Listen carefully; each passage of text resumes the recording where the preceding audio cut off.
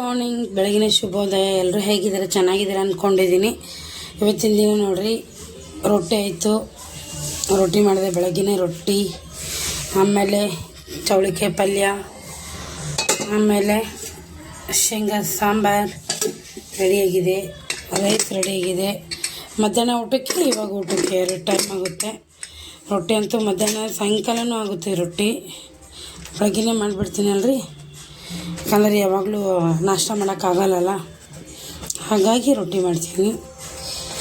ಇನ್ನು ಬೇಗ ಇನ್ನೂ ಅಷ್ಟು ಪಾತ್ರೆಗಳಿದ್ದಾವೆ. ಇಲ್ಲಿ ಮಧ್ಯಾಹ್ನ ಬಂದು ತೊಳ್ಕೊತೀನಿ. ಇವತ್ತಿಂದ ಕೆಲಸಕ್ಕೆ ಸ್ಟಾರ್ಟ್ ಮಾಡಬೇಕು. ಮತ್ತು ಕಾಳು ನೆನೆ ಇಟ್ಟಿದೆ, ಕಾಳು ಮಾಡಿಲ್ಲ, ಸಂಜೆ ಎಲ್ಲ ನಾಳೆ ಮಾಡೋಣ ಅಂತ. ಇದು ನೋಡಿರಿ,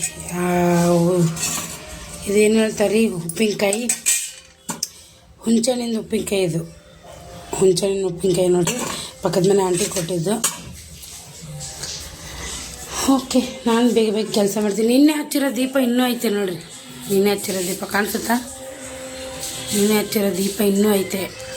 ಈ ವಿಡಿಯೋ ಮಾಡೋ ಉದ್ದೇಶ ಏನಂದರೆ, ನೋಡಿರಿ, ಮನೇಲಿ ಜಿರಳೆ ಆಗಿತ್ತು ತುಂಬ. ಹಾಕಿ ಜಿರಳೆ ಔಷಧಿ ಹಾಕಿ ಈ ಥರ ಕ್ಲೋಸ್ ಮಾಡಿ ಅದನ್ನು ನಾನು ಓಪನ್ ಮಾಡಿದೆ ಇವಾಗ ಜಸ್ಟು. ತುಂಬ ಒದ್ದಾಡ್ತಾಯಿದೆ, ಯಾಕಂದರೆ ಜಿರಳೆಯಿಂದ ಏನು ಪ್ರಾಬ್ಲಮ್ ಆಗಿದೆ ಅಂತ ತೋರಿಸ್ತೀನಿ ನಿಮಗೂ ಕೂಡ. ಜಿರಳೆ ಎಷ್ಟು ಡೇಂಜರ್ ಅಂದರೆ ಹಬ್ಬ, ನಿಜವಲ್ಲೂ ಫುಲ್ ಡೇಂಜರ್ ಇದೆ.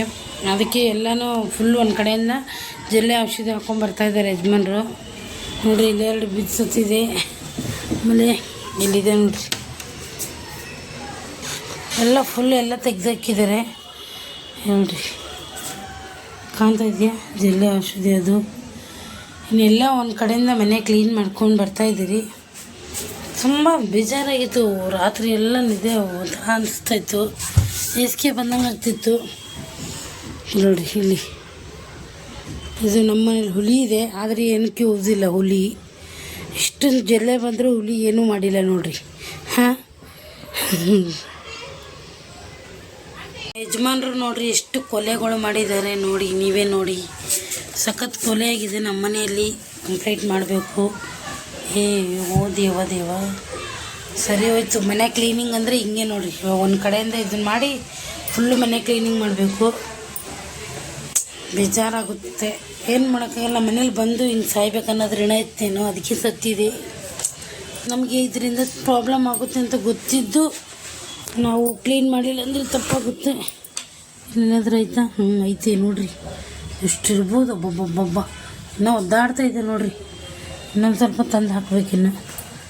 ಇವಳು ಇಷ್ಟೊಂದು ಗಲೀಜಿಟ್ಟಿದ್ದಾಳೆ ಅಂತ ಅಂದ್ಕೊಬೇಡ್ರಿ. ಕಾರ್ಪೆಂಟ್ರ್ ಕೆಲಸ ಮಾಡೋರು ಸೌದೆ ತೊಗೊಂಬಂದಿಟ್ಟಿದ್ರು, ಆ ಸೌದೆಯಿಂದ ಈ ಥರ ಆಗಿರೋದು.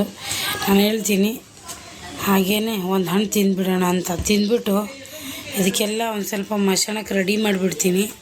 ಎಲ್ಲ ರೆಡಿ ಮಾಡಿ ಮನೆಗಿನ್ನ ಒರೆಸ್ಕೊಂಡ್ಬಿಡ್ತೀನಿ. ಚೀನಾದವರೇ, ನನ್ನ ವಿಡಿಯೋ ಏನಾದರೂ ನೋಡ್ತಾಯಿದ್ರೆ ತುಂಬ ಶ್ರೀಮಂತಳಾಗ್ತಿದೆ ನೋಡಿರಿ. ಚೀನಾದಲ್ಲಿ ಹುಳುಗಳು ತಿಂತಾರಂತೆ, ನಮ್ಮ ಮನೆಯಲ್ಲಿ ಜೀವಂತಲೇ ಹುಳುಗಳಿದ್ದಾವೆ. ನಾನೇನಾದರೂ ಚೀನಾದವ್ರಿಗೆ ಮಾರಿದರೆ ಇಷ್ಟೊತ್ತಿಗೆ ಎಷ್ಟು ಬಿಲ್ಡಿಂಗ್ ಕಟ್ತಿದ್ನೋ ಏನೋ, ತುಂಬ ದುಡ್ಡು ಬರ್ತಿತ್ತು ಡಾಲರ್ಸ್ ಥರನೇ. ಚೀನಾದವ್ರು ಏನೋ ವಿಡಿಯೋ ನೋಡ್ತಾಯಿದ್ರೆ ಬೇಗ ಫೋನ್ ಮಾಡಿಬಿಟ್ಟು ನನಗೆ ಪಾರ್ಸಲ್ ಮಾಡಿ ಅಂತೇಳಿ ನಾವು ಬೇಗನೆ ಪಾರ್ಸಲ್ ಮಾಡ್ತೀರಿ. ನೋಡಿರಿ, ಎಷ್ಟು ಬೇಕಷ್ಟು ಐತೆ ನೋಡಿರಿ. ನಿಮಗೆ ಜೀವಂತಲೇ ಇರೋದು ಕೊಡ್ತೀರಿ, ಸತ್ತೋಗಿರೋದು ಐತೆ. ಈ ಜಿರಳೆ ನೋಡಿ ಬೇಜಾರಾಗುತ್ತೆ.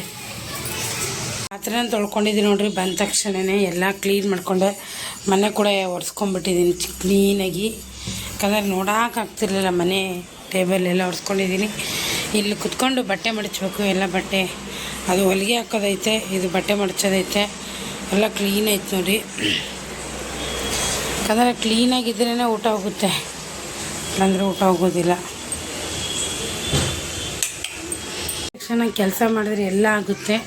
ನಾನು ಸ್ವಲ್ಪ ಹೊತ್ತು ಕೂತ್ಕೊಂಡ್ರೆ ಎಲ್ಲ ಹಂಗೆ ಉಳಿಯುತ್ತೆ. ಎಲ್ಲ ಕೆಲಸ ಆಯಿತು ನೋಡಿರಿ. ದೀಪನೂ ಮುಡಿಸಿದೆ, ಇನ್ನು ಬಟ್ಟೆ ಮಡಚಿಕ್ಕಿ ಒಂದು ಸ್ವಲ್ಪ ಇವತ್ತಿನ ಎಲ್ಲ ಅಡುಗೆ ಇದೆ. ತಾಳಿಪಟ್ಟು ಮಾಡಿಬಿಡ್ತೀನಿ ಅಷ್ಟೇ, ಇನ್ನೇನು ಮಾಡಲ್ಲ. ಬೇಗ ಬಟ್ಟೆ ಮಡಚಿಕ್ತೀನಿ. ಆಂಜನೇಯ ಹೋಗಬೇಕು, ಯಜಮಾನ್ರೆ ಹೋಗ್ತಾರಲ್ಲ, ನಾನು ಹೋಗ್ತೀನಿ, ಇಲ್ಲಾಂದರೆ ಇಲ್ಲ, ನೋಡಬೇಕು. ತಾಳಿಪಟ್ಟು ರೆಡಿ ಆಯ್ತು ನೋಡಿರಿ. ಸ್ವಲ್ಪನೇ ಮಾಡಿದ್ದೀನಿ, ಮಸ್ತ್ ಅಂದ್ರೆ ಮಸ್ತಾಗೈತಿ. ಆಮೇಲೆ ಇಲ್ಲಿ ಹಾಗಲಕಾಯಿ ಫ್ರೈ ಮಾಡಿದ್ದೀನಿ, ಹಾಗೆ ತಿನ್ನೋಕ್ಕೆ. ಹಾಗೇ ಈ ಕಡೆ ಇನ್ನೂ ರೊಟ್ಟಿ ಇದೆ.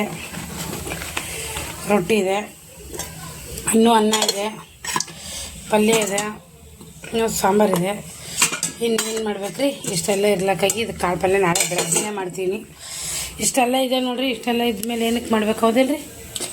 ತಾಳಿಪಟ್ಟು ಮಸ್ತ್ ಅಂದ್ರೆ ಮಸ್ತ್ ಆಗೈತಿ. ಸೌತೆಕಾಯಿ ಹಾಕಿ ಮಾಡಿದ್ದೀನಿ ರೀ. ಸೌತೆಕಾಯಿ ಹಾಕಿ ಮಾಡಿದ್ರೆ ತುಂಬ ಟೇಸ್ಟ್ ಇರುತ್ತೆ.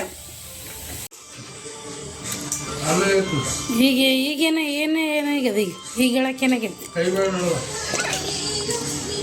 ಅಂದ್ರೆ ಟೇಸ್ಟ್ ಆಗ್ಯದ? ಎಲ್ಲ ನಿನ್ನ ಎದುರು ಹುಲಿ ಇಟ್ಟೀನಿ, ಹಾಕ್ಕೊಳ್ಳಿ ಇಟ್ಟೀನಿ, ಧೈರ್ಯ ಬರಲಿ ಅಂತೇಳಿ ನನಗೆ ಹೊಡಿಲಕ್ಕ. ಪ್ರಸಾದ ಬಂತು ನೋಡ್ರಿ ಮನೆಗೆ. ದೇವರು ಇಲ್ಲಿಗೆ ಬಂದ್ಬಿಟ್ಟ. ನಾನೇನು ಹೋಗಲಿಲ್ಲ, ಯಜಮಾನ್ರು ಹೋಗಿದ್ರು. ಅವರೇ ಪ್ರಸಾದ ತಂದುಕೊಟ್ರು. ಆಂಜನೇಯ ಕಾಪಾಡಪ್ಪ ನನ್ನಪ್ಪ.